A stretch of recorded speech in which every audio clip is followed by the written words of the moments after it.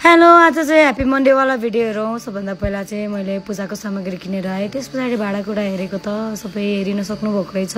धेरै दिन भएको थियो बाहिर गएर पूजा गर्न नपाएको, त्यही भएर अब फेरि मेरो मन्दिरमा चाहिँ म आफै मात्रै पूजा गर्छु।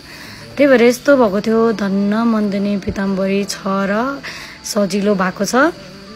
यो पिताम्बरीको चाहिँ एउटा के फाइदा छ भने यसले चाहिँ हातले यतिकै ग्लोभ्स नलाइकन माझ्दाखेरि पनि केही पनि हुँदैन के। त्यो चाहिँ यसको प्लस पोइन्ट हो। पहिला त के कागती सागती केले घोट्न पर्थ्यो, कति दुःख पाइन्थ्यो, त्यही पनि कत्ला हुन्थ्यो। यो पिताम्बरी बनाउने मान्छेलाई चाहिँ म धेरै धन्यवाद दिन चाहन्छु। एकदमै सजिलो भएको छ पिताम्बरीले गर्दाखेरि चाहिँ। मैले पालो सबै भाँडाकुँडाहरू माझ्दै गएँ। मेरो चाहिँ मन्दिरमा सानो मूर्तिहरू छ। सबै मूर्तिहरू चाहिँ मेरो फेरि तामा पित्तलहरूकै छ क्या, त्यही भएर जहिले माझ्नुपर्छ।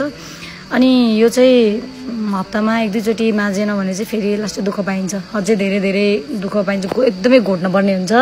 त्यही भएर म चाहिँ हप्तामा एकपल्ट चाहिँ सोमबार चाहिँ जुरिहाल्छ, त्यही भएर माझिहाल्छु। तपाईहरूले यो पिताम्बरी चाहिँ बजारमा जहाँ खोजे पनि मजाले पाउनुहुन्छ है त। त्यस पछाडि पालो मैले सबै थालबुटकाहरू पूजाको सामग्रीहरू माझेर टलक्क पारिसकेको छु। तपाईँले भिडियोमा हेर्न सक्नुहुन्छ। मैले हातमा केही नलगाइकन माझिरहेको छु है। अनि यसरी टल्काइदिइसकेपछि चाहिँ मैले मन्दिरमा सबै सामग्रीहरू आफ्नो ठाउँमा राखिरहेको छु। मैले जहिले पनि ह्यापी मन्डेवाला भिडियो हेरिरहेको हुन्छु। अनि तपाईँहरूले सोध्नुहुन्छ कसरी तपाईँको थालबुटकाहरू चाहिँ त्यस्तै टल्किरहेको हुन्छ भनेर सोध्नुहुन्छ।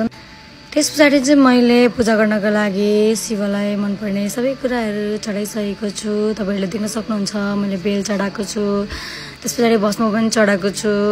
अनि मन्दिरलाई चाहिँ फुलले सजाएको छु। अनि धुप बालेर दियो बालेर तपाईँहरूले देखिरहनु भएको छ। सधैँ देख्नुहुन्छ यो भिडियो त, तर मैले आज विस्तारमा बनाइरहेको छु तपाईँहरूलाई देखाउनको लागि।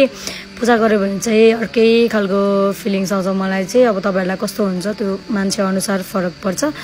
मलाई चाहिँ एकदमै रमाइलो लाग्छ। अनि यो ठाउँ चाहिँ मेरो एकदमै फेभरेट ठाउँ हो। मलाई दुःख पर्दा पनि म यहीँ आएर रुने गर्छु भगवान्लाई सुनाउँदै। अनि खुसी हुँदाखेरि पनि यहीँ आएर बस्छु, आनन्द भएर।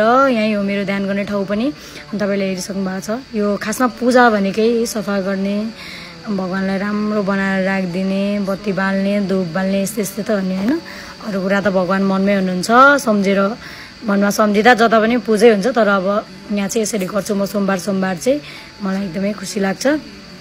अनि तपाईँहरूलाई मैले आज यो भिडियो देखाएको छु। तपाईँलाई भिडियो कस्तो लाग्यो कमेन्ट गर्नु होला। अनि सबैजनालाई चाहिँ महादेवको एकदम धेरै आशीर्वाद रहिरहोस्। अनि लास्टमा चाहिँ छुटाउने नहुने कुरा चाहिँ म जहिले पूजा गरिसकेपछि चाहिँ एउटा टिकटक चाहिँ बनाएर छोडेको हुन्छ कि, त्यही भएर यो पनि फेरि टिकटक पनि बनाइहालेँ। Happy Monday, bye by.